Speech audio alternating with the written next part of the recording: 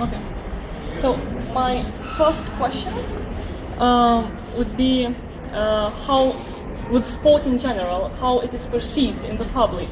From the conference, we might see that there are two concepts. For instance, sport like entertainment, and sport with its ideals for the citizens. And do you think that any of these images prevails? And if it prevails, what consequences does it bring? I think that sport is sold to people, whether it be families being told why their children should play sport in school, or whether it be why countries should pay huge amounts of money to host big events.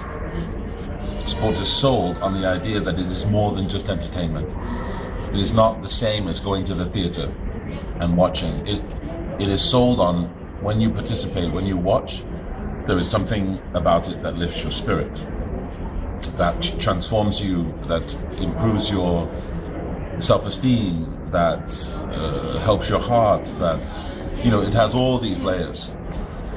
The problem I have is that they don't work, or the organizations of sport do not seem to work to make sure that they deliver on all these big promises. So, but I think they clearly sell sport on the idea that it is magic. And do you think that if we look at sport from the perspective of entertainment, then we bring lower criteria for sport, for reporting about sport, for sport itself? Yes, absolutely. I think that is the problem. The problem is that the way it is sold and promised is up here, but the way it's scrutinized is as if it's just a bit of fun. I don't think that we really critically analyze sport like we should. Nobody seems to want to ask the questions about why it does not deliver these big outcomes that it promises. I wanted to ask that later, but I will ask it now then, because you began talking about also reporting and sports journalism. That means, so what is sport journalism today, and how do you see it? Or is it problematic? Does it have so? For the most part, with a few exceptions, there are some remarkable sports journalists still, one or two left. But for the most part, sports journalists might as well be guys with a pint of beer in their hand, sat at the bar, talking about a game that they're watching on television. They're not journalists. They are fans of sport. The way that they describe sport, the way that they talk about games, they are simply the way that any man or woman might talk about a game that they watched on television with their best friend. That's how they report. It's not objective. It's not deeply interrogative. It doesn't try and get to the heart of deep issues within sport. It goes for the obvious. Why did they miss that tackle? Why is this guy injured? You know, unless it's a story about why some guy is sleeping with somebody else's wife, that's about as deep as they get. But they don't actually look at the monster that is sport itself. At least the industry that is, I think, a monster. So, for instance, if a person is a fan of any club, for instance, and he is a journalist or so-called journalist, so do you feel in his work that he's a fan, that he's not a journalist, a real journalist? Well, what is a real sport journalist then? I think there's a clear difference. I mean, I write occasionally for the Huffington Post. I write op-eds for the New York Times every once in a while. But I write opinion pieces. I try and use as much science as possible in them, but I'm not a journalist. I can't pretend. The one area of reporting where the line between journalist and blogger seems to be non-existent is in sports. You read some of the reporting by these journalists, so-called journalists in sports, and it is as if it's written by your neighbor's son talking about the game. It's just, it lacks any kind of depth, any kind of discipline. And you don't see that with reporters, journalists reporting on financial crisis. You don't see that with journalists reporting on international disasters or wars, correspondence. The discipline the method, the critique of their work is clear and evident, and I think it's almost absent from most sports journalism. And what questions are not asked in sport journalism? Every major event, World Cup, Olympic, Commonwealth Games, Pan American Games, you name it, has made bold promises. Vancouver's Olympic Games were the Green Games. Did anybody investigate that beyond being told it was the Green Games? And it's not that I actually think that Vancouver did quite a lot, because I know a little about what happened there, but I didn't hear a lot reported about it. No Olympics has increased the participation levels in the country, and yet every Olympics promises. At what point are journalists going to ask, why can you promise this and it not be the truth? There are no black managers, virtually, in football in Britain. Why is nobody talking about that? The FA hired their first female director after 150 years this year. Why is nobody talking about that? Where are the questions, the basic questions that you would ask any other company, any other organization? Why are you not fulfilling the promises that you make? Instead, they focus on the fluff.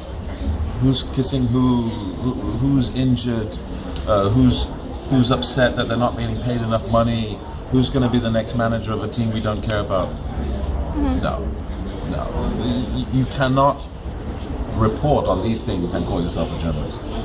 And I heard your metaphor, and I'm asking this again only because I would like others to hear it also. You talked about yourself and about your height and responsibilities of your actions, and you also talked about journalists and their responsibilities. So could you again please comment about that? I think partly because I'm big. Hold on a second. Sorry, I blew my nose. Hopefully you'll edit this out. Of course.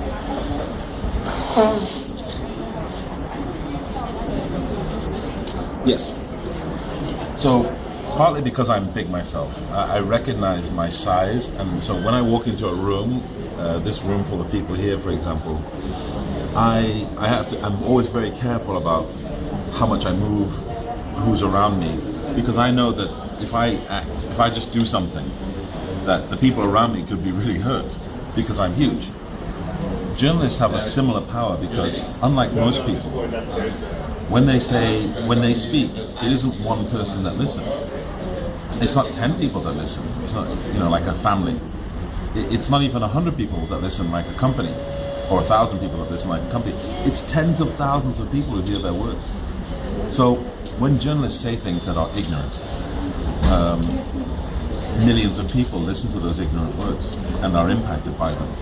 When journalists don't ask the important questions, when journalists act and write as if they are blind to the obvious, they blind their audience to that obvious.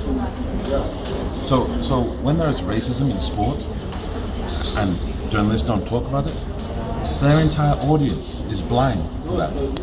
When there is discrimination against LGBT people with impairments and disabilities, and journalists don't talk about it, their entire audience doesn't think that there's any problem there.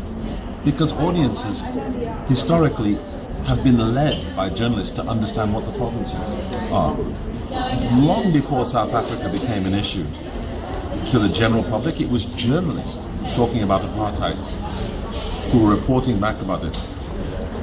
Egypt, it may have been started by some bloggers, the story, but it was journalists who told the rest of the world about the horrors going on there. Syria right now, it is journalists telling the rest of the world about the horrors that are going on there.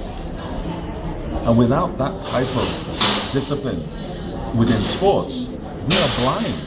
We are led to believe that sport is just this lovely, fluffy, funny, nothing to see here, no problems, it's just doing everything it's supposed to do, it's never letting us down. And that's because journalists aren't asking those questions. And so do you think that sport is racist and sexist and I don't know what else sport is? Yes. Sport is institutionally racist, it is institutionally sexist, it is institutionally homophobic. It is without a doubt. This is not to suggest that everybody in sport is a bigot, but the institutions of sport act to remove qualified women, act to remove qualified black people, and act to remove gay people entirely. So yes, the systems of sport are that. They are also anti-intellectual in every sense, apart from maybe sports medicine. They believe in ice. They believe in hyperbaric chambers, even if they don't know how they work. But they don't believe in any other type of science within sport. And they're emotionally illiterate.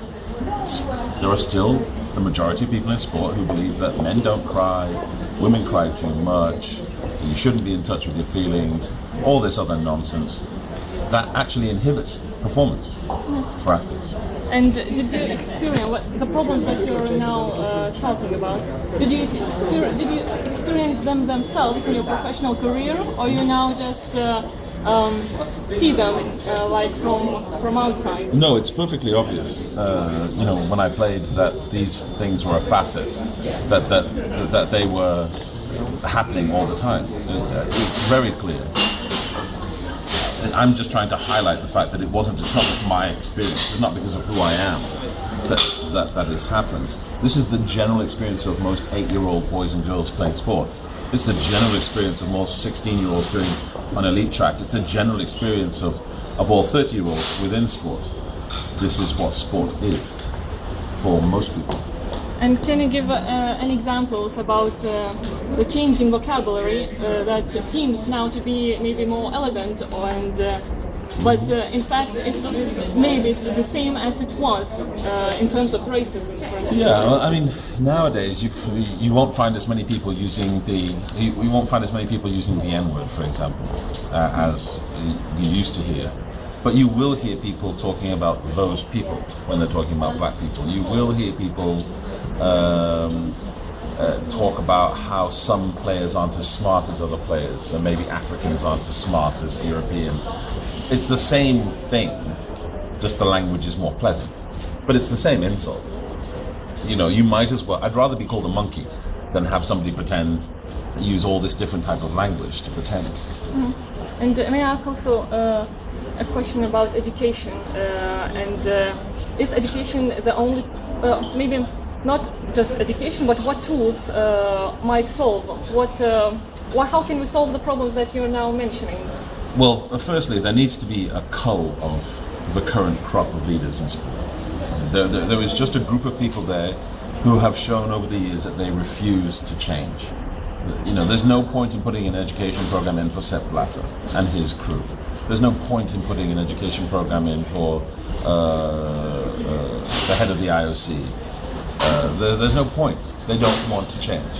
There's no point in putting an education program in for the vast majority of people in the FA, in the leadership of the FA. They don't want to change. They like it the way it is. However, for the young people coming through, yes, training in emotional literacy would be really important, I think. Helping people to understand difference and how diversity contributes to performance, not how it contributes to PR and looking like you're doing the right thing, but how it helps you win. That would be important. And helping people to understand how to communicate with different types of people would be vital. Those things as a start, I mean, it's not a complete list, but as a start, that would really move us away from this stagnant position we're in now. And what is this emotional literacy, and what's your experience with schools or any other institution? So emotional literacy at its core is the idea that you can recognize and label emotions within yourself, and you can recognize and label them within other people. It is a core component of empathy, the idea that you feel for other people. So it's not fluffy, it's not non-science, it's real science. The core of it is, for example, we know that boys and girls who have better emotional literacy, who can identify their own emotions, suffer less from depression, they suffer less from constant frustration, they are less likely to be angry and act out, they are more likely to be compassionate to the people around them. So when you start talking about these outcomes you want from sport, how you want our young people to learn, those are pretty good. Those things I've just described are pretty nice things, right? That we want for our young people. So helping them understand emotions, helps. If you get them into a sporting environment where they get the challenge of sport, the heat of sport, but with also this kind of emotional literacy side, all of a sudden you start getting a really interesting positive results. I've seen it at my own center, where kids seem to respond to that by maturing, by treating each other with respect, but not because it's the rule, but because they feel like it's the right thing to do. And so for me, that's how you use sport. That's, that kind of emotional literacy training really makes a difference. It happens in almost every primary school in every Western country. It has an emotional literacy program in primary schools. It happens in France, it happens here in England, it happens in Spain, it happens in Italy. So we recognize in education this is important. I don't understand why we don't take it one step further and recognize how important it can be in sport too. And do you face any difficulties when pupils probably have, some complicated things when identifying emotions, or do they do this quite easily? No, it's emotional literacy is a skill. You have to learn it. Some people are naturally very good at identifying how other people feel. You can tell with some young people that when someone else is sad, they feel sad. They really relate to the pain of other people. They relate when somebody else is happy, they're happy. They relate to the pain. But there are some people who are blind to it. They don't recognize when somebody else is angry, for example, and they just keep talking and talking until the other person explodes. So it is a skill that you have to learn. I've had difficulties. There are young people now who are more emotionally literate than I had ever feared. Young men in schools that I've worked with, who, if you ask them to show sadness in their face, they can't even do like pantomime sad. They can't even do like this. If you ask them to show sadness, their face becomes enraged. They show anger. And I can't think of anything more dangerous than boys and girls who, if they're embarrassed or humiliated, they get angry. If they're upset and frightened, they get angry. If they're, whatever their emotional state, they have to revert to being angry. Surely that's going to lead to trouble. And two more questions. When thinking about sports and many different types of sports, do you find any kind of sport more open? And would you relate some kind of sport with social class? Or not maybe even with social class, but broader? Nearly every sport has a social class associated with it. Nearly every sport has a demographic type of person associated with it. If you look at football in Britain, it's very clear that it's for black, Afro-Caribbean children and for white children. It's very clearly not for Southeast Asian children. Very clearly. And that's not me saying that, but when you look at the sport, it's clear. When you look at fencing, it's not for Afro-Caribbean families. When you look at, rowing, it's very clear that's for upper middle class white children. So sport is always associated with class and demographics.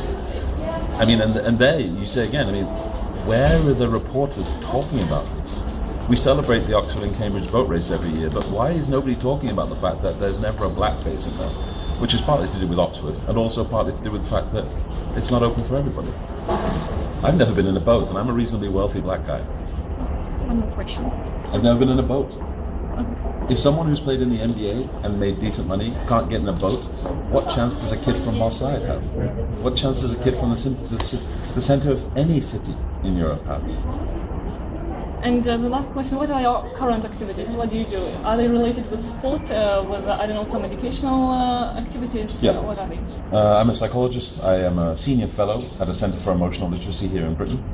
I work with business mostly. No, that's not true. I work with organizations, large organizations. They can be charities, they can be schools, they can be universities, they can be education, districts of education, and they can be companies. And that's my core work. I also have a charity in Manchester that has about 3,000 kids a week going through its doors. They play basketball, they undergo the same kind of training that I've talked to you about, in terms of trying to get them to understand who they are, understand how they feel, and use those skills in sport and elsewhere.